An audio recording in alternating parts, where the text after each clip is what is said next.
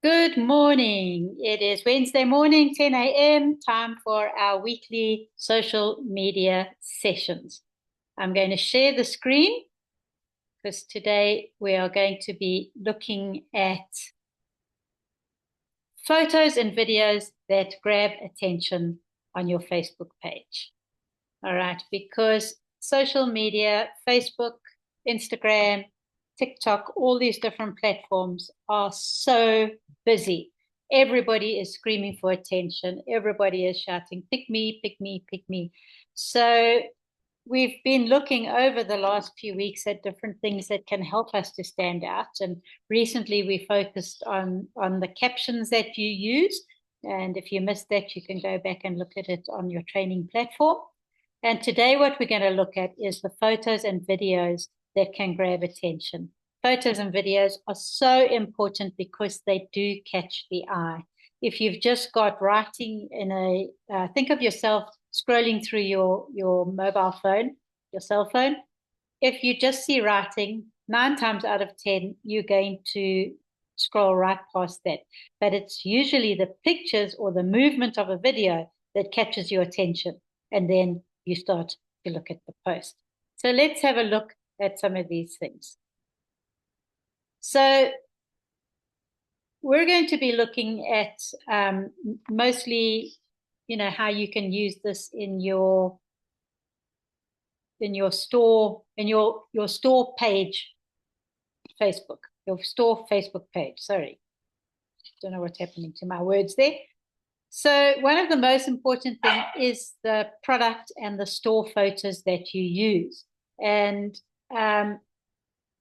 a high quality photo or a high quality video works so much better than one that isn't. So when I look at these on the screen, on the big screen now, they haven't come out as well as I wanted. The top pictures were meant to be the ones that show you the high quality. So the top pictures are actually compositionally correct. When you're having people here, to have them in the frame like that and interactive like that is great, as opposed to some random person just standing in the middle of a very big space. But the clarity of the bottom picture is way better. The pixels here are a little pixelated. And the same goes for these two. The composition of the top one is much, much better, showing the product so much more clearly and in a nice frame, whereas the bottom one is better with that it's not pixelated, but the frame is, I mean, most of the picture you're looking at the ceiling, as opposed to the products down here. So your smartphone, today's smartphones are so advanced that taking photos on them is usually good enough to use on social media. But let's have a look at a whole bunch of tips that can help us with taking photos. So let's go to the next screen. So some tips for taking good photos. And the first thing we're going to look at is lighting. Natural light is your best friend. The harsh light always causes terrible shadows and you can't really see, especially faces properly. But natural light always gives the best visual depiction. So the best thing to do is to stand near a window. Don't have the window behind you because the backlight puts you in the shadows. Have the window in front of you. The person taking the photo must have the window behind them so that the light shines onto your face and you look way better. And the same with products. Put the product with the window in front of them. You stand behind the window and take the photo or the video of the product. It will look much, much better. You can use these lights that you can clip onto your cell phone or those ring lights that you can put up. The only thing when using those as an individual, if you've got glasses, they do tend to show the little circles on your glasses, which isn't the end of the world. Everybody understands that, but they're a great thing to use for product pics. The great thing about those ring lights is that it's not harsh light. You can actually choose a level of like a warm, cold, different types of lighting with those. They're pretty cheap. You can get them at Takealot, and they're well worth having for product photos and photos in your store. Oh, sorry, things very sensitive. All right. Another interesting tip with lights is to pay attention to the direction of the light. So lighting straight from the front is great for showing detail. Lighting coming from the side can create interesting shadows and depth. Always test them out before you actually use those photographs. And then backlighting, like I said earlier on, creates silhouettes. So I would use backlighting the least, unless you're trying to create a silhouette effect for whatever reason. But backlighting is generally the worst. Indoor lighting, like I said, the best thing to do is to be near a window. The worst thing to do with indoor lighting is to use a flash. A flash creates very harsh lighting. Outdoor lighting is your absolute best, particularly in the mornings and in the evenings. I'd say from about 4 o'clock onwards, that outdoor lighting is beautiful. It's a photographer's dream, even a cell phone photographer's dream, early morning lighting and outdoor lighting. But, play around with lighting and stand in different places when you do your filming, see what looks the best and just go with that. Let's look at the next thing on lighting. I'm taking good photos. So the next thing is angles. All right, so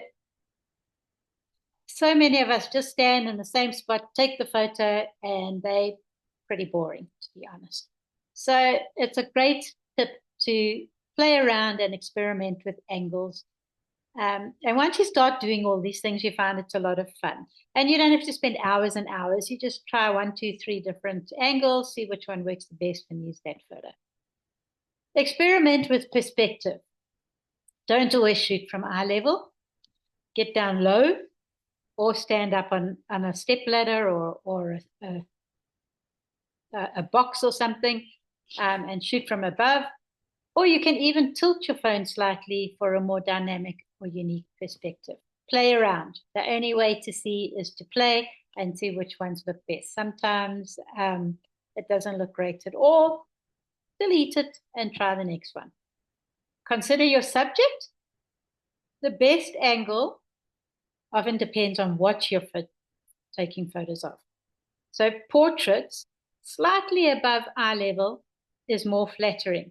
The worst thing to do is to take a portrait photo of a person from below, because especially if they're slightly, you don't actually even have to be overweight, but often taking the photo from below creates a bit of a double chin, and it's not a flattering one. Whereas you come slightly from above, it just is a more flattering photo. So when you're looking at products, just try slightly from above, try slightly from below, see which one looks better. It's less boring than just a flat, straight-on photograph. When you're doing a photograph in a landscape rather than portrait, sometimes that maybe you're taking of a whole lot of products in your store, then play with your photo and create wide angle. So I know with the iPhone, when you're holding your camera, you can actually use your fingers and you can pinch to make it a wider angle. So you can either bring it in by pinching your fingers together, or you can make it more wide angle by pulling the photo slightly apart. I'm pretty sure that most of the smartphones have a similar type of feature. But when you're doing a photograph that's more landscape, try widening the angle a bit and see what looks better. That way you do capture more of the scene. If you're taking a photo of your store from outside, that wide angle is a perfect way to take it. And then another interesting thing is to look for leading lines. So use natural or man-made lines in the scene. It draws the viewer's eye to the end. It's a great use of perspective. So if we're looking in this photo here, he's got the line of the trees drawing your eye to the person in the photo over there. All right, so that's using angles. Sorry, let's go back one. Right, and then the next thing is composition. So composition is really important. I would say it's more important than the things we've already looked at. And one of the first tips of composition that every amateur photographer learns is the rule of thirds.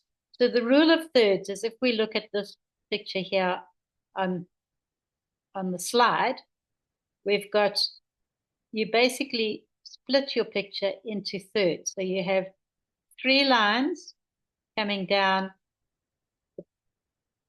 the photo like this, and you also have 3 lines going across the page. So this particular one, it's not a great example because it's in a circle, but this particular one, you can see the rule of thirds. So the first line is where he's holding the phone. The second line will be the middle of the photo, his hand lines up at that, and the third line, he's got this little thing here. All right, from the horizontal aspect, the first line would be around about here. There's nothing really showing there. The second line, I would say, would be sort of the top of his cell phone where this horizon is, and the third line would probably be down here where his thumbs are, the bottom of the phone. So he's brought in his rule of thirds here beautifully. So what they say is, instead of having your main subject right bang in the middle of the photo, put it in one of those lines of the rule of thirds. So he's done it there and pretty much there as well. Okay, and that's the rule of thirds. It just makes the picture far more interesting than having it plonk in the middle, which becomes boring because everybody does it like that.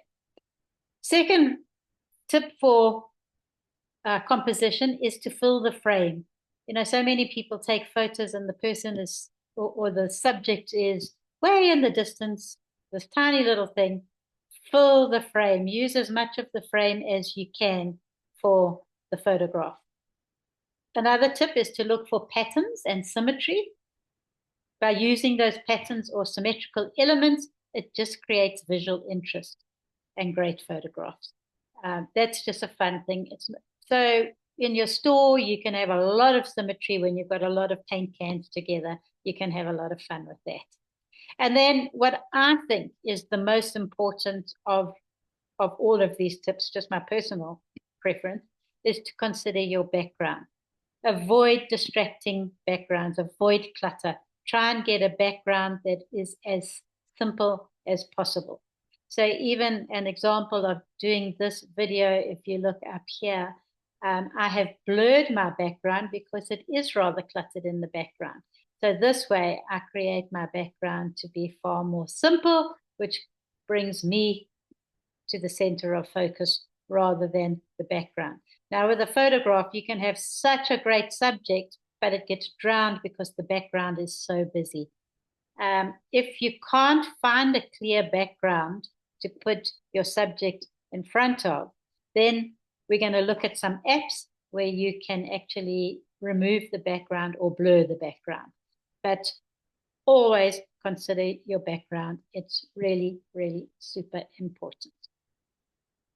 Some free and easy photo editing apps. There are so many. If you just go onto Google and you just ask for free photo editing apps, or go onto your phone app store, there's so many. My personal preference is Snapseed. It's the free version is fantastic. It pretty much does everything you want it to do. It's user-friendly. It's easy to use. I hate spending hours trying to learn an app. And Snapseed I find very, very simple. There's also Adobe Lightroom mobile. So if you've got any Photoshop experience, this is a very simple, easy way to use it. It's user-friendly. There is a free version, which is good enough to use. And something like PicArts is even more easy, super, super easy. So yeah, find which one you like the best, and that way you can just sharpen your photos. You can give it a bit of a Filter if necessary. Don't go crazy on filters. Just use something as natural as possible. But often it helps you with your lighting, and you can generally remove backgrounds and things. So let's just have a look at this. What these type of photo editing apps offer. They can help you to crop and rotate, so you can adjust the frame of your image. Cropping is great for what I said when you need to fill the frame. So maybe you took a photo and when you look at it, it's not filling the frame. No problem. Just crop the photo, then it does fill the frame. You can play around with the brightness and the contrast. I love playing with the ambiance on Snapseed. So it just slightly adjusts your saturation and that kind of thing without making it look like a hectic filter. Sharpening is great. So it just gives your image far more clarity. Filters and effect, like I said, have a look at them, but don't go crazy. I think people have got really bored with those kind of things. And depending on the app, you can do some basic retouching. I generally don't bother with it. So yeah, so those apps are a great help for your photos. Let's have a look now at some quick and easy video content tips. All right, so the most important thing with video is keep it short. The algorithms on all these platforms work when people watch the video from beginning to end. So, you know, in the old days, we would have said a 1 minute video is perfect. Today, a 1 minute video is long. All right, our attention span has got so short because there's so much that we're watching. So the shorter your video, as long as you can get the message into it, the better. So I would say, honestly, 30 seconds is probably enough. On TikTok, I've learned that the best way to build a TikTok account, just for interest, is that you create 3 videos a day. One of them is 7 to 10 seconds. One of them is 30 to 45 seconds, and one of them is just under a minute. And you do that every single day, and you will grow your TikTok account pretty quickly, as long as you're doing interesting content, of course. So keep them short. Short videos capture attention in an extremely fast-paced digital world. We need to grab attention. We need to stop the scroll. Do it quick. Have a hook right in the beginning, something interesting, whether it's a picture or a phrase or a caption that you put up there, but grab the attention quickly and keep it short so that you keep their attention the whole way through. If you can keep somebody's attention for 30 seconds, the algorithm is going to favor your video. Another reason for using video content is that they very often get more likes, shares, and comments than just a picture or a static post. The other nice thing about a video is that it creates clear communication. It's easy to convey information and emotions in a short format. Just think of all the fun ads you've seen, all the fun videos that you've scrolled through on Reels on Facebook or whatever. And then videos are also very versatile. They're perfect for promotions, for updates, for behind the scenes, and anything else over and above that. So a great way to deal with videos, and just by the way, I personally believe that the portrait video is better than the landscape video. It just fits into all the social media platforms way better than the horizontal format. So a good thing to do before you video is to actually have a plan, even if it's just in your mind. What is your goal? What do you want to achieve? Are you trying to promote a sale? Are you trying to announce something new in your store? Are you going to share a quick tip? Those ones are always good ones, especially for paint stores. Some sort of decor tip. 30-second decor tip. Perfect. Okay. But have a goal. Excuse me, just going to have a drink of water.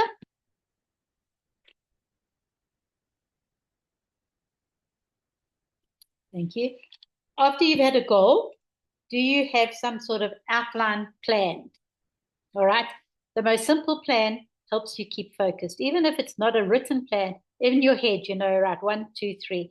I often will have a piece of paper beside me with basically just headlines, you know, intro. I'll have a word to tell me what my intro is, or maybe the hook that I'm going to say. I will have a content. I'll have 1 or 2 little words to trigger my memory, and conclusion, same thing. All right, so have some sort of script or outline in your mind or on a piece of paper so that you know what you're doing, that you're not going to come to a place where you have a blank. The cool thing about creating videos is you can, if it's not a live video, you can stop, look at your things, start again. Stop, look at your notes, start again. So, you know, it doesn't have to be all done in one go. You can cut, edit, and all the rest of it. And then the other thing in planning your videos is choose what you're going to show. Are you going to have products that you're going to film as you speak? Is it just going to be you? Are you going to actually use an app and pull in photographs? What are you going to be using? And that is planning your video. It just helps you to do it much quicker in the long run. And then a few simple filming tips. And again, your smartphone, today's smartphones are more than good enough for the video footage that we use. So, you know, don't think you have to go and get some fancy camera or video camera. Your phone is more than likely the perfect thing to use. Again, choose your lighting. Film in a place where there's lots of natural light. If possible, avoid the backlighting. There's nothing worse than watching a video that's jumping around like this. So if you can have a stable, something to stabilize your phone, the better. So tripods are great, or lean your phone against something. A lot of people use a bean bag on a surface, you know, against something so it doesn't slip when you're leaning against it.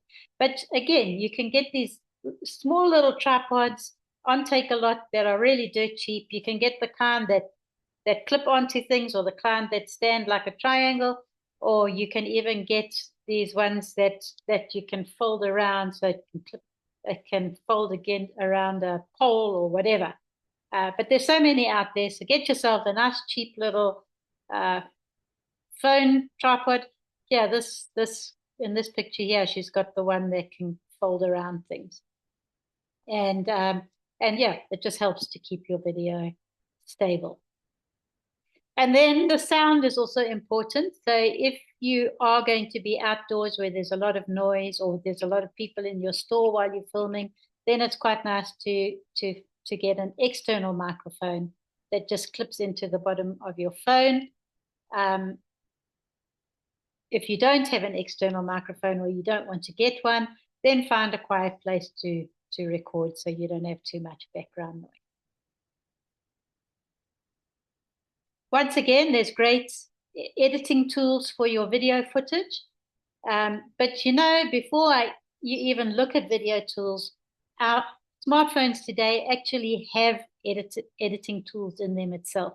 So you can probably cut out things, you can change the lighting, make the lighting a bit better. You can do all those kind of things on your phones without an editing tool. But there are a lot of free editing tools. My favorite one is CapCut. This is the logo of CapCut here. Again, I find it very user-friendly, very simple to use, and there are free and purchased tools on it. Honestly, I just use the free tools, and I found them good enough for what I need. So the most important thing with editing your video is to keep it short and fast. Okay, so if you start filming and there's long pauses, then use the editing apps, even the on-phone editing app. Use it to cut out those pauses, cut out the ums and ahs. All right, so it doesn't matter if they can see, you know, the different where it jumps from one scene to the next. That's fine. It actually creates interest but don't have long gaps, long pauses, lots of ums and ahs. Cut those out. And the faster your video goes, the more people watch it. It's crazy. Also, a great thing to do is, because a lot of people watch these videos while they're sitting in transport, maybe on a bus or on a train, or in the doctor's waiting room, or in a queue at Pick and Pay, whatever. So they don't want to have the sound blasting out. So having text overlays, captions, is really, really important. And all of these tools actually have captions that you can put onto your video. Really, really important. And then another thing that you can use with these tools is to add music or sound. So most of them will give you copyright free or royalty free music. One important thing about when you do use music in your video footage is, if you are speaking and the music is in the background, make sure that your voice volume is up high and the music volume in the background is down low. Sometimes you watch these videos where people are talking, but the music drowns out what they say. So that's one of the important things. Most importantly of all, with all of these things, is to have fun. So I hope this has helped you a little bit with your photographs and your video footage, and play around and make it fun. Make it fun so that you're happy to do it regularly. If you've got any questions, please feel free to send them on to Nat. And next week we will be back looking at some more great tips. Thank you, everybody, and go well. Have a great week.